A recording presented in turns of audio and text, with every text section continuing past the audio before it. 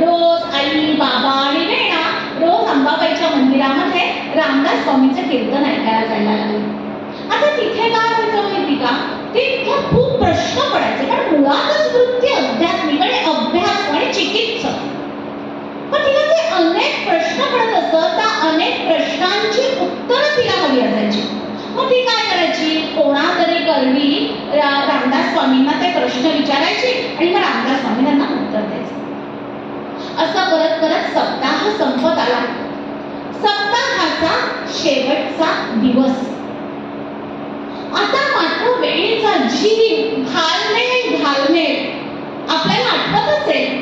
बाबा दादा आपल्या घरी आले आणि म्हणाले 4-5 दिवस झाले आणि म्हणाले की आता आम्ही निघतो बरं का इंदोरला जायला, की आपल्या जीवाचे काय हालत व्हायची.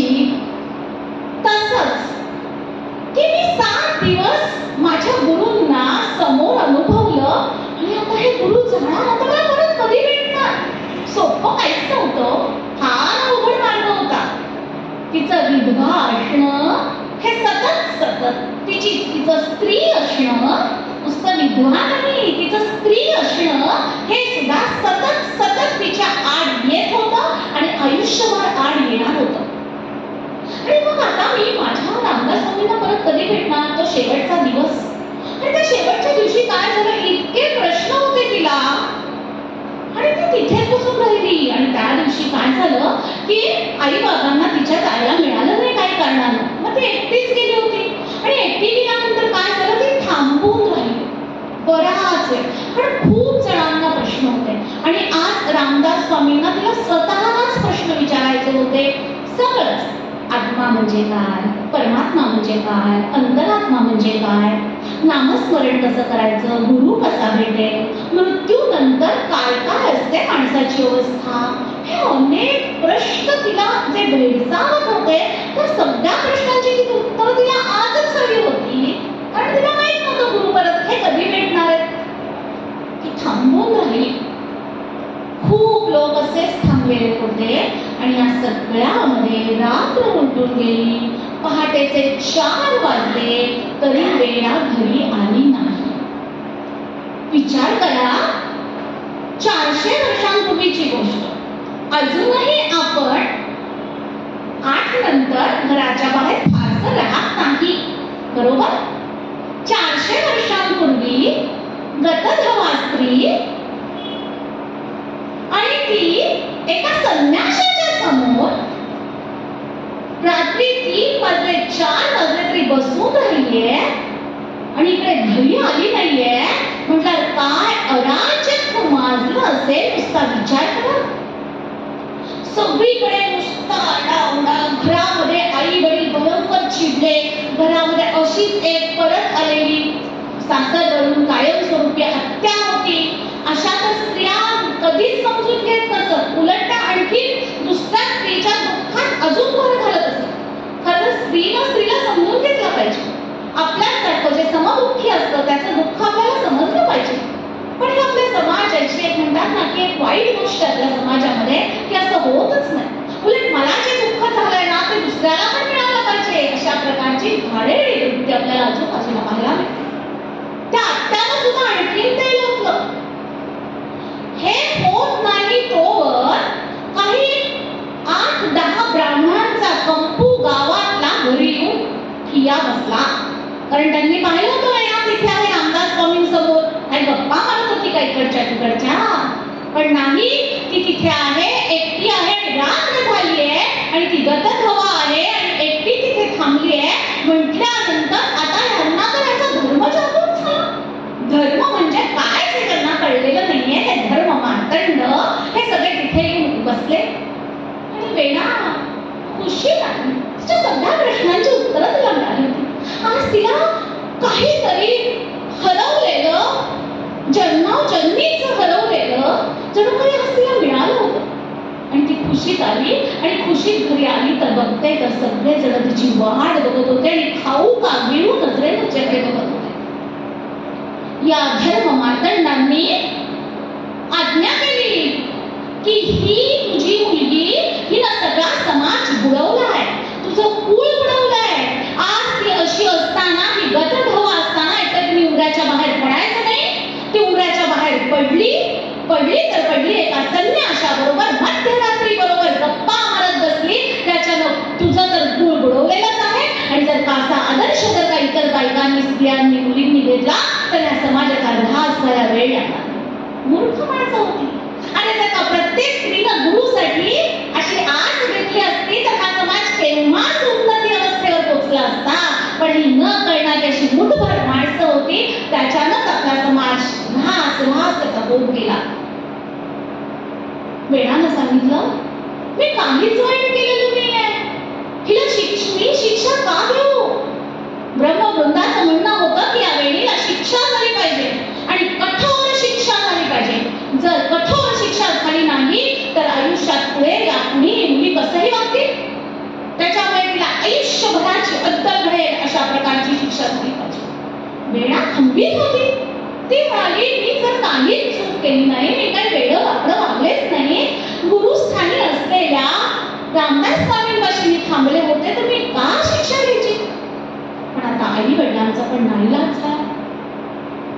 आणि वेणा बोलून गेली, तुमचं म्हणणं असं आहे, कृष्णासाठी मीरेनं विष प्यायलं, कृष्णासाठी मीरेनं विष प्यायलं आणि मीरेसाठी कृष्णानं ते विष प्यायलं. ओके, कृष्ण भक्तीसाठीच मीरेनं विष प्यायलं गेलं.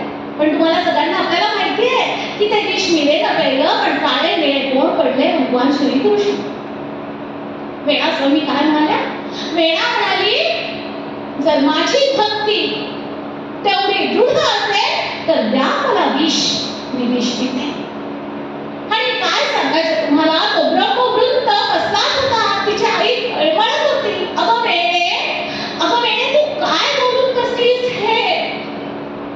आई हो, शेवटी 9 महिने 9 दिवस वाढवलेलं असतं, नाळेचं नातं असतं. सगळे अपराध करणारी आईच असते, वडीलच असतात.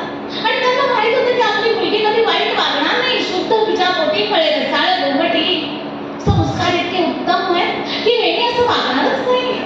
पण सांगणार कोण कोणाला आणि ऐकून घेणार कोण, असा सगळा प्रश्न झालं. विष आणलं गेलं. जेव्हा विष आणलं तेव्हा सुद्धा ही जी वेणा आहे, ही वेणा रामदास स्वामींना आर्तपणे म्हणत होती.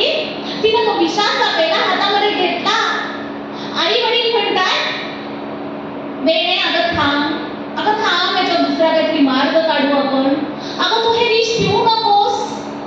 पण ती फक्त तिच्या गुरूंना प्रार्थना करत होती.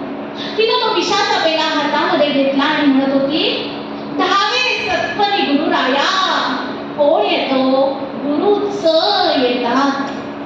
आपल्या संकटाच्या वेळी फक्त आणि फक्त गुरुच येतात. आणि धावे सत्परी गुरुराया, मरते वेणू ही माया. काय त्या स्थितीत सुद्धा वेणू आपल्या गुरूंना आर्तपणे प्रार्थना करते. ती आर्तता खूप महत्वाची हो. ती आर्त बेंबीच्या देठापासून एखादी जेव्हा आपण हाक मारतो ना, तेव्हा परमेश्वराला गुरूंना यावंच लागतं. ही वेणी काय म्हणतीये? ही वेणा म्हणतीये, धावे सत्परी गुरुराया, मरते वेणू ही माया. त्याही स्थितीत तिला काय वाटतंय विचार करा. काय तिची पुढची ओळ? अल्प ही सेवा नच घडली. मी मेले तर मला त्याचं दुःख नाहीये गुरुदेवा. मला आता विष पाजून मारलं, मी मरेन, मला त्याचं अजिबात दुःख नाही. मला दुःख कशाचं आहे? अल्प ही सेवा नच घडली, नरतनु नौका मम बुडाली. ही माझी नरतनु नौका आता बुडायला लागलीये. माझ्याकडनं एक कणभर सेवा झाली नाही, कारण हा नरदेहच मला सेवेसाठी मिळाला आहे. हा नरदेहच मला गुरुची भक्ती करण्यासाठी मिळाला आहे. आणि या देहाकडनं अजून एक कण पण सेवा झाली नाही, आणि आता या नरदेहाची नौका बुडणार आहे. असं रे कसं गुरुराया? मला का जगायचंय? का जगायची इच्छा आहे? तर मला तुझी सेवा करायची आहे, म्हणून मला जगायची इच्छा आहे. काय म्हणते वेणा? अल्प ही सेवा नच घडली, नरतनु नौका मम बुडाली.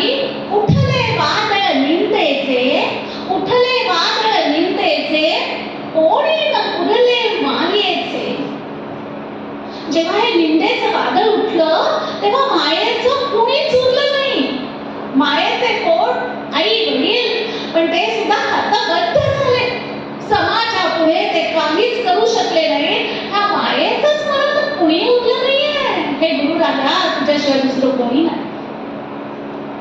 तिनं ते विष प्यायलं.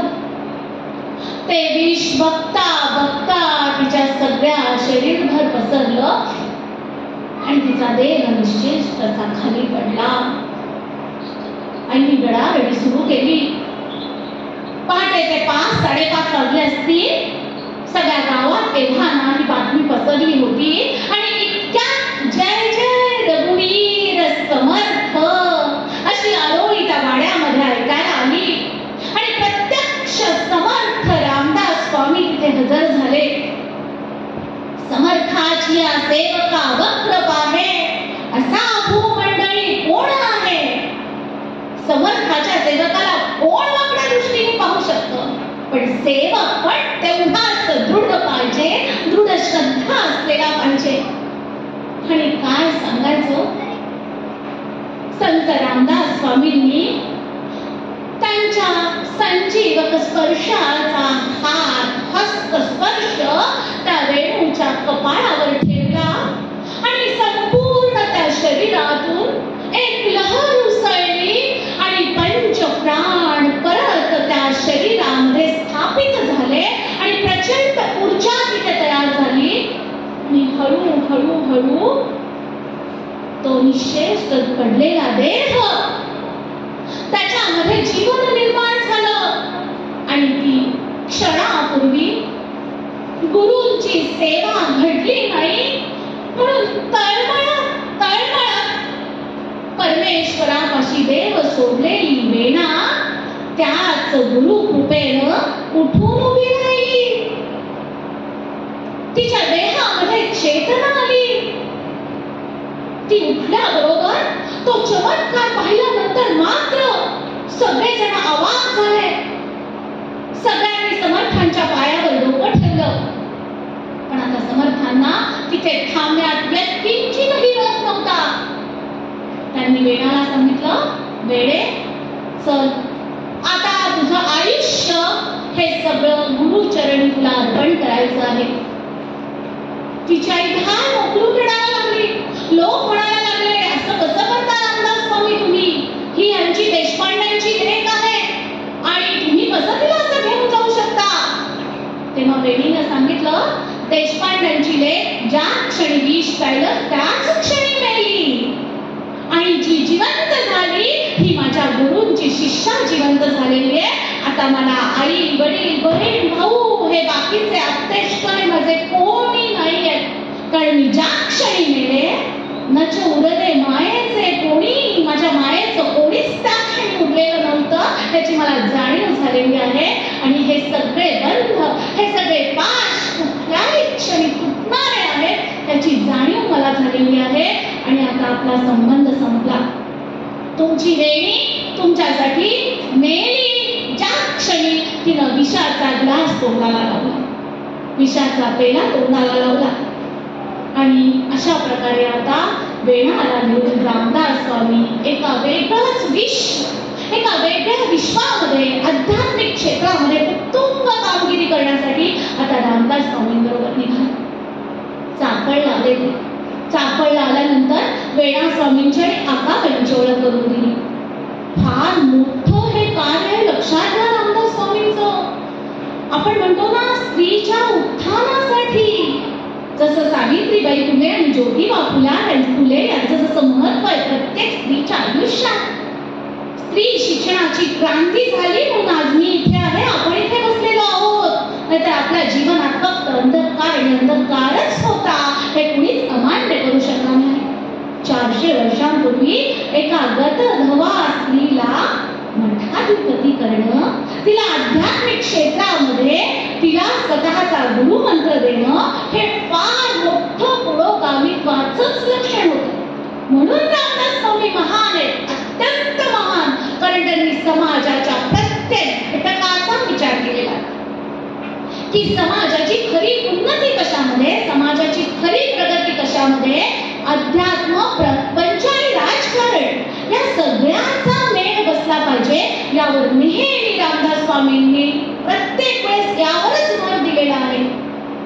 लक्षात घ्या, रामदास स्वामी नेहमी म्हणायचे की प्रथम ते हरिकथा निरूपण, दुसरे ते राजकारण, तिसरे ते सावधपण सर्व विषयी.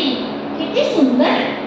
तुम्ही काही करा, राजकारण करा, तुम्ही संसार करा, प्रपंच करा, पण हे सगळं करताना हरिकथा निरूपण प्रथम.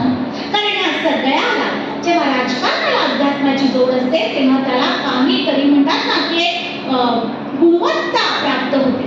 आपल्या प्रपंचाला, आपल्या संसाराला सुद्धा जेव्हा अध्यात्माची जोड असते तेव्हा तो संसार जास्त उत्तम होतो, तो प्रपंच खऱ्या अर्थाने सुंदर होतो.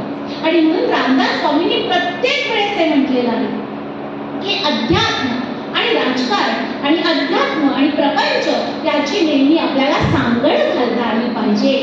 धर्म आणि राजकारण ह्याला सुद्धा तुम्ही वेगळं करू शकत नाही.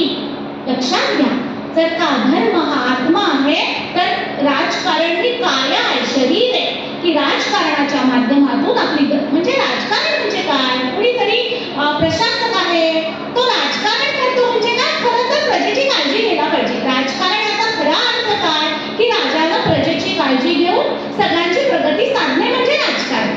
आता राजकारण या शब्दाला सध्या खूप वाईट अर्थ प्राप्त झाला ही गोष्ट वेगळी, पण मुळात राजकारणाचा अर्थ काय की राजानं सगळ्यांचा विचार करत सगळ्या समाजाची प्रगती साधली पाहिजे.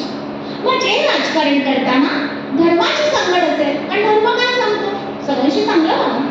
धर्म वाईट सांगतच नाही ना, धर्म सगळ्यांची उन्नती करा हेच सांगतो. आणि म्हणून धर्म आणि राजकारण, धर्म आणि प्रपंच, धर्म आणि अध्यात्म या सगळ्याची सांगड घातली पाहिजे, यावर त्यांनी नेहमीच भर दिलेला आहे.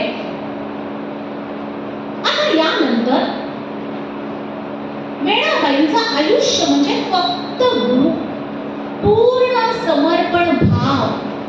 लक्षात घ्या की पूर्ण आयुष्य कधी दिलंय हो. जो देह चितेवर जाऊन जाऊन खाक होणार होता त्या देहामध्ये नवसंजीवनी चेतवून एक नवीन वेणा जणू काही जन्माला आलेली होती. आणि तिचा प्रत्येक वेळी भाव असे, देव तैसा गुरु, देव तैसा गुरु ऐसा ज्याचा निर्धारू. निर्धार तिचा असाच होता की देव तैसा गुरु, देव म्हणजेच माझा गुरु आहे, नाही तयारी न करू, नाही तयारी न करू, अखंड चाले सोहम सोहम. लक्षात घ्या. आणि संपूर्ण समर्पण तिचं गुरूंना झालं. रामदास स्वामींच्या लक्षात आलं की हे सगळं वेगळं आहे, ही वेळा आहे, व्यक्तित्वच वेगळं आहे. तिच्यामध्ये असलेली सगळी जी ताकद आहे ती रामदास स्वामींनी ओळखली. आणि एक दिवस त्यांनी सांगितलं की उद्या सकाळी मी तुला दीक्षा देणार आहे, उद्या सकाळी शुचिर्भूत होऊन देवाची पूजा करून माझ्याकडे यायचं, मी तुला मंत्र सांगणार आहे. का तर वेणाला पार ज्याची ती वाट आस लागली होती तिला गुरुमंत्राची, गुरुदीक्षेची, आता तो क्षण स्वर्ण क्षण जवळ आलेला. त्या ज्या अक्काबाई आहेत ना, मगाशी मी म्हटलं या अक्काबाई पूर्ण चाफळ आणि सज्जनगडाचा जो मठ आहे, म्हणजे समर्थ रामदासांनी समाधी ठेवल्यावर सुद्धा संपूर्ण सज्जनगडाच्या मठाची जबाबदारी अक्का स्वामींनी पाहिलेली आहे. जेव्हा औरंगजेबाने आक्रमण केलं तेव्हा अतिशय समर्थपणे त्यांनी त्या संपूर्ण दोन्ही समाधींची जी संरक्षण आहे ते अक्का स्वामींनी केलेलं आहे. अशा अनेक मठाधिपती रामदास स्वामींनी नियुक्त केल्या होत्या त्या काळात. अक्काबाई, बय्याबाई, मुठाबाई, बप्पूबाई, भीमाबाई, वेणास्वामी अशा अनेक स्त्रियांना मठाधिपती त्यांनी बनवलेलं होतं. एवढे पुरोगामी विचार आहेत. विचार करा, सोपं नाही आहे ही गोष्ट. झालं, तिनं अक्काबाईंना विचारलं, अक्काबाई आता मला उद्याला गुरुमंत्र देणार आहेत महाराज, गुरूंनी बोलवलंय, काय देतील ग मला, तुम्हाला काय दिला? अक्काबाई म्हणे, अगं वेणाबाई, ते काही सगळ्यांना सारखा नसतो गुरुमंत्र, प्रत्येकाचा वेगळा वेगळा असतो, प्रत्येकाचा पिंड वेगळा, प्रत्येकाचा गुरुमंत्र वेगळा. हो का, तुम्हाला काय मंत्र दिला? त्यांनी मला दिला एक जप, पण त्यांनी सांगितलंय की तू सगळी जी आश्रमाची कामं करते ना, म्हणजे सगळं जेवण खाण सगळं वाढणं करणं सगळं अक्काबाईंवर होतं, सगळी जबाबदारी. हे करताना तू फक्त नामस्मरण कर, यातच तुला सगळी सिद्धी प्राप्त होणार. हे जेव्हा वाचलं ना तेव्हा मला माझ्या सगळ्या इंदोरच्या भगिनींची आठवण आली. आम्ही जे गुरुपौर्णिमेला येतो त्याच्या आधी या सगळ्या इंदोरच्या गुरु भगिनी, हा सगळा आश्रम व्यवस्थित आलं गेलं त्यांचं पाहणं, वर्षभर कधीही आलं तरी आवडत्यानं करणं,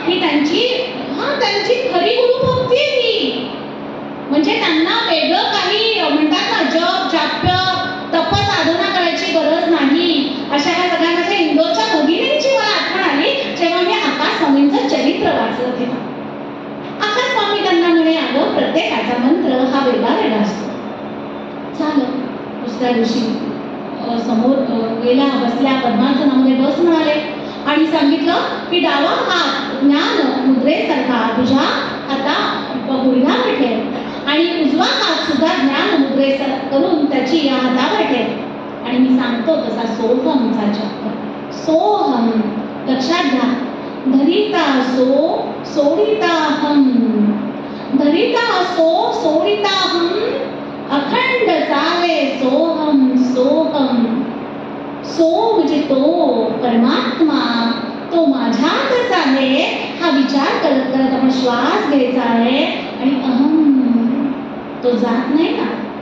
तो जोपर्यंत सुटत नाही तोपर्यंत परमेश्वर प्राप्ती नाही, तोपर्यंत गुरु प्राप्ती नाही. मग सो आत घ्यायचा.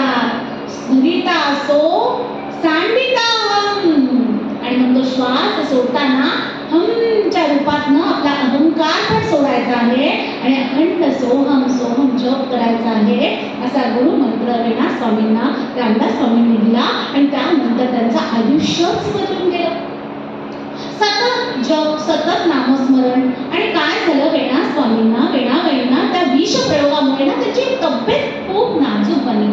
त्याच्यामुळे रामदास स्वामींनी सांगितलेलं होतं की वेणा स्वामींचा जन्म, वेणा स्वामींची कारकीर्द फार वेगळी आहे, तेव्हा तिला आश्रमातल्या इतर कामांपासून तुम्ही थोडीशी निवृत्ती द्या. आणि मग त्यांनी वेणा स्वामींवर एक वेगवेगळ्या जबाबदाऱ्या टाकायला सुरुवात केली. सगळ्यात पहिलं म्हणजे रामदास स्वामींनी काय केलं तर अनंत बुवा गोसावी यांना वेणा स्वामींना गाण्याचे धडे देण्यासाठी नियुक्त केले. त्यांच्यावरही म्हणजे वेणा स्वामींना जे गाण्याचे, गायनाचे आणि कीर्तनाचे धडे आहेत ते अनंत बुवा स्वामी यांनी दिले. त्यात सुद्धा त्यांची इतकी आपण म्हणतो ना आजकाल मास्टरी, इतकं प्रावीण्य मिळवलं.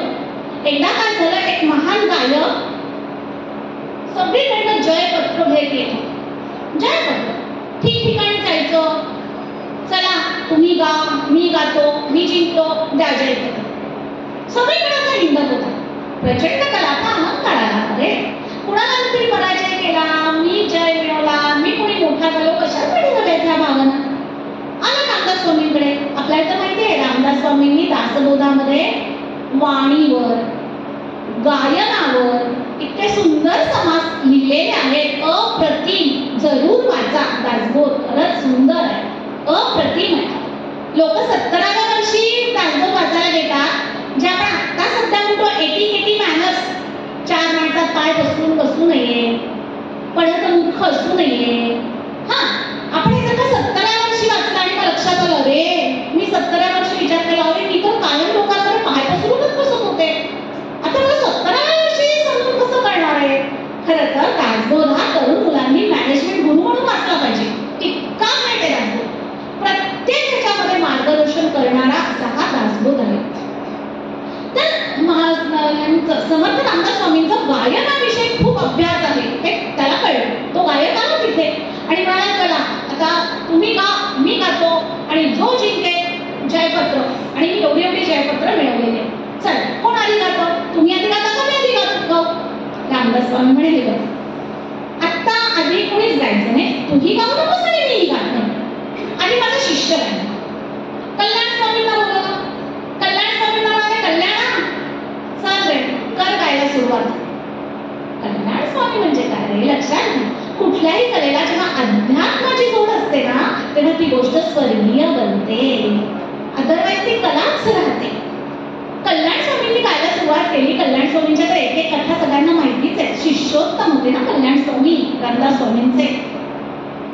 उलटी सुद्धा गायलेले कल्याण स्वामी समर्थ रामदासांची. एवढी अपार भक्ती होती त्यांची रामदास स्वामींवर. कल्याण स्वामींनी गायला सुरुवात केली आणि 1-2 त्यांनी आलाप घेतले नाही, तो गायक इतका मंत्रमुग्ध झाला की ती मूर्छितच पडला. आता तो मूर्छित पडल्याबरोबर त्याचे जे आजूबाजूचे बरोबर आले होते ना शिष्य कोण ते घाबरले ना. ते रामदास स्वामींच्या तिथे गेले म्हणे नाही नाही महाराज आम्हाला ते जयपत्र वगैरे काही नको, फक्त आमचे ते आहेत ना आमचे गुरु त्यांना तुम्ही फक्त शुद्धी होणार ना, बाकी काही करू नका. रामदास स्वामी असते ना रे बरं. मग वेणाबाईंना बोलवलं आणि वेणाबाईंना म्हणून सांगितलं वेणाबाई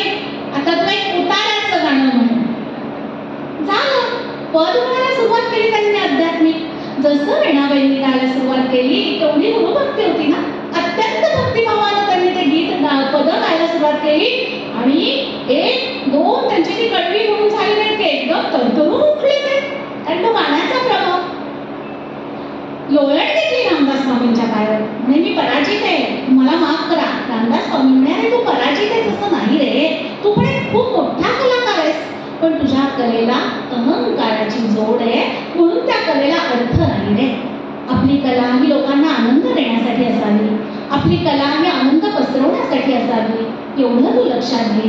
आणि मग खऱ्या अर्थानं त्यानं त्या दिवसापासून रामदास स्वामींना गुरुच मानलं. तर असं वीणा स्वामींची प्रगती इतकी छान चाललेली होती. आता त्या कीर्तन शिकायला लागलेल्या होत्या. एकदा एका रामनवमीच्या वेळेस काय झालं माहिती का, फाल्गुन महिन्यामध्ये रामदास स्वामी आणि त्यांचे सगळे शिष्यगण भिक्षा मागण्यासाठी